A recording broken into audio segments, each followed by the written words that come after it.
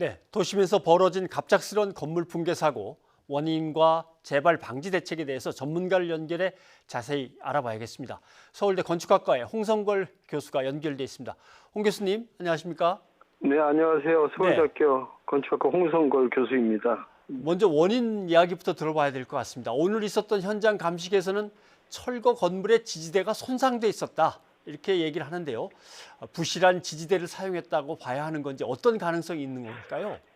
예, 앞서 여러 언론이나 방송에서 얘기한 대로 이거는 이제 두 가지 측면이 있습니다. 하나는 이제 물리적인 측면이랑 그다음에 이제 두 번째는 일반인 인명 피해인데, 첫 번째 물리적인 거는 지금 말씀하신 대로 1, 2층 보호한 이제 지대가 파괴가 있다고 감식반에서 얘기했는데, 예.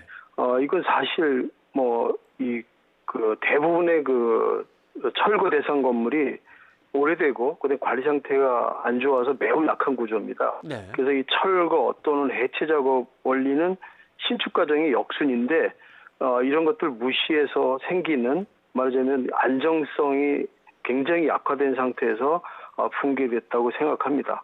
그래서 다시 한번 말씀드리지만 이 사고가 굉장히 안타까운 거는 공사장 주변 안전관리가 미흡해서 일반인이 희생된 것이 굉장히 안타깝다고 생각합니다. 네.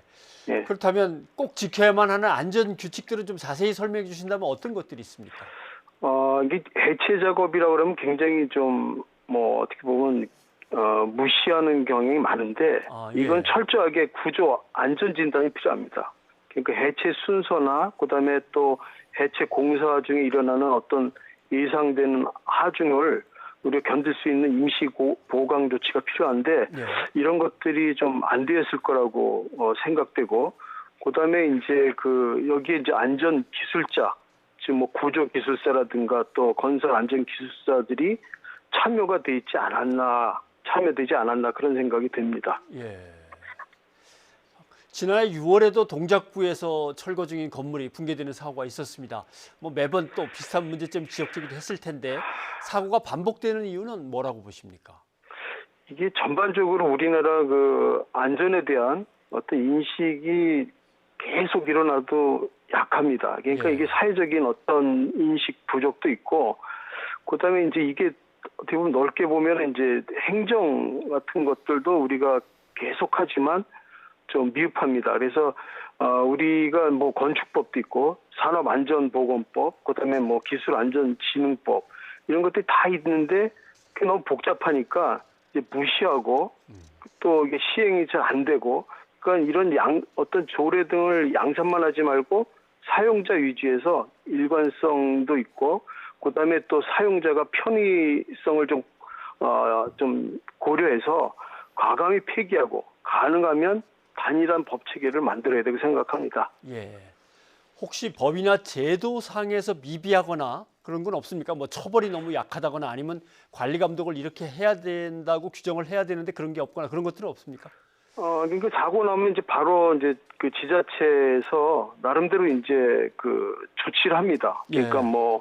여러 가지 절차라든가 그걸 이제 복잡하게 있던 걸 좀 단순화시키기도 하고, 그다음에 이제 여러 가지 이제 현장 조사도 하지만 기술자, 거기다 전문성이 있는 기술자 참여가 굉장히 약합니다. 그러니까 예. 가능하면 안전기술사의 참여를 의무화해야 되고, 그다음에 이제 해체 공사가 어떻게 보면 이제 안전에 대해서 굉장히 중요한데, 이거를 그냥 일시적으로 생각하지 말고 자치단체장이 직접 챙기도록 그런 제도적인 안전장치가 필요합니다.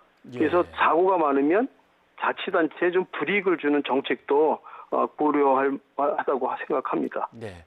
결국은 근본적으로 우리 사회의 안전 불감증 문제인데, 건설이나 건축 분야에서의 안전 불감증을 중심으로 생각한다면 대체 어떤 방안들이 사회의 안전 불감증을 좀 해소하는 방안이 될까요? 그러니까 투자를 해야 됩니다. 예. 투자. 이게 투자가 약한 상태에서 그거를 말로만, 그다음에 이제 행정상의 어떤 법을 만들고 그것은 부족하고 투자가 필요한데 그게 좀 미약하지 않나 생각합니다.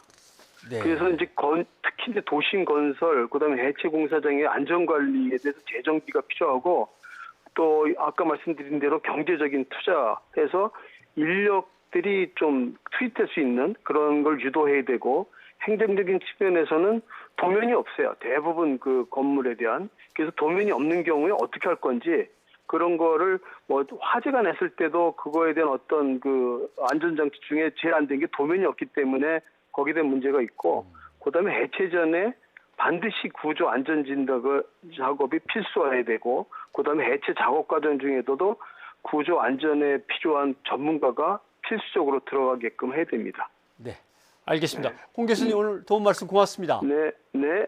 네, 서울대 건축학과의 홍성걸 교수였습니다.